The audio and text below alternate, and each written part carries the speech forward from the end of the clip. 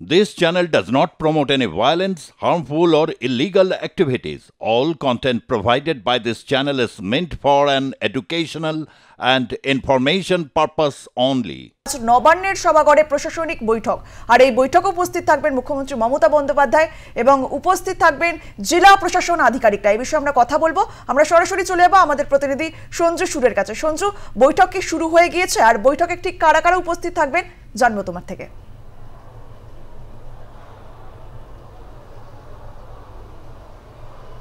বৈঠক বেলা ১টায় শুরু হবে। বৈঠকে উপস্থিত থাকবেন মুখ্যমন্ত্রী মমতা বন্দ্যোপাধ্যায়, তার পৌরোহিত্যে বৈঠক হবে। মূলত তুমি জানো যে রাজ্যস্তরীয় প্রশাসনিক বৈঠক আজকে বছরের শুরুতেই একেবারে দ্বিতীয় দিনে এই রাজ্যস্তরীয় প্রশাসনিক বৈঠক ডেকেছেন মুখ্যমন্ত্রী মমতা বন্দ্যোপাধ্যায়। তিনি ছাড়াও মুখ্য সচিব থাকবেন, দপ্তরের অন্যান্য আমলারা থাকবেন, বিভিন্ন দপ্তরের প্রত্যেকটি দপ্তরের মন্ত্রীরা উপস্থিত থাকবেন, সেই দপ্তরের সচিবরা থাকবেন, আর অবশ্যই জেলা শাসকরা থাকবেন। মূলত এই রাজ্যস্তরীয় প্রশাসনিক বৈঠকে যেটা হয়, আমি আরেকবার বলে নিই, বেলা ১টার সময় কিন্তু এই বৈঠক আছে।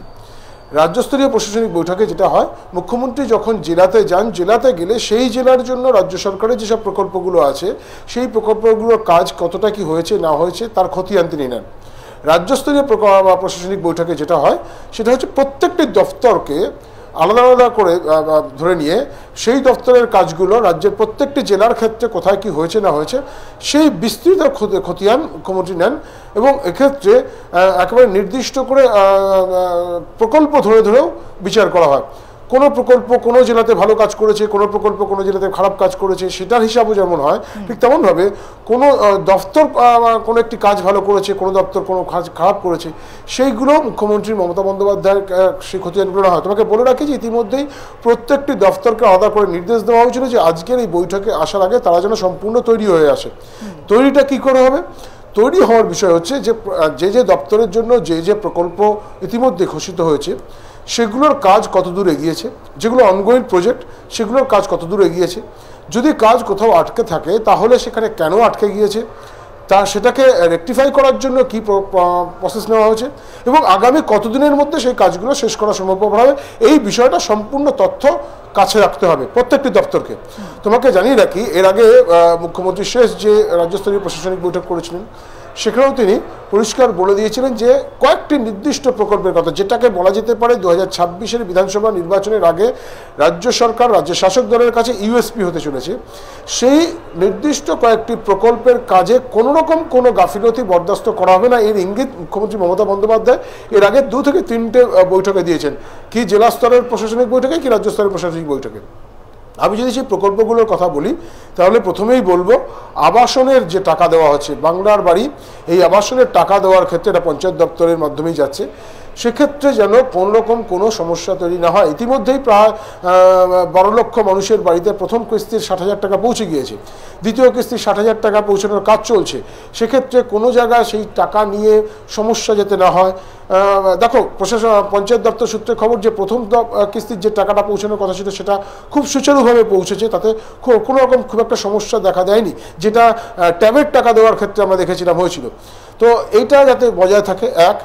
2, নতুন করে যে আরও 12 লক্ষ মানুষকে আবাসের টাকা দেওয়া হবে সেই বিষয়টিকেও মাথায় রাখতে হচ্ছে, যেটা এবছরের মধ্যে, অর্থাৎ নতুন বছর পড়ে গিয়েছে 2025-এর ডিসেম্বরের মধ্যে এই কাজটাকে সম্পূর্ণ করতে হবে। ফলে পঞ্চায়েত দপ্তরের কাছে একটা বড়সড় দায়িত্ব থাকছে।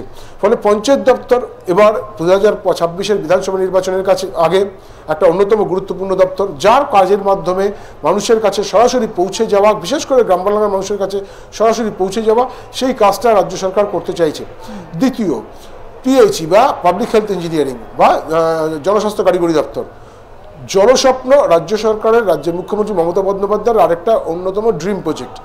এই জলস্বপ্ন প্রজেক্টটাকে 2025-এর মধ্যে সবকটা বাড়িতে, রাজ্যের সবকটি বাড়িতে, গ্রাম অঞ্চলে তো অবশ্যই, শহরাঞ্চলে যদিও অমৃত প্রকল্পের মাধ্যমে জল পৌঁছায়, কিন্তু গ্রামাঞ্চলে পঞ্চায়েত এলাকাতে জেলা স্তরে সেখানে যাতে জলস্বপ্নের প্রকল্পের জল প্রত্যেকটি বাড়িতে পৌঁছে যায়, যার জন্য তুমি জানো যে মুখ্যমন্ত্রী গত প্রায় 1.5 থেকে 2 মাস, আমি যদি নভেম্বর মাস থেকে ধরি, নভেম্বর মাসে কিছু আগে থেকে ধরি, তাহলে 1.5 থেকে 2 মাস প্রত্যেকটি সপ্তাহের সোমবার করে নির্দিষ্ট করে মিটিং করেছেন এই জলস্বপ্ন প্রকল্পকে কেন্দ্র করে।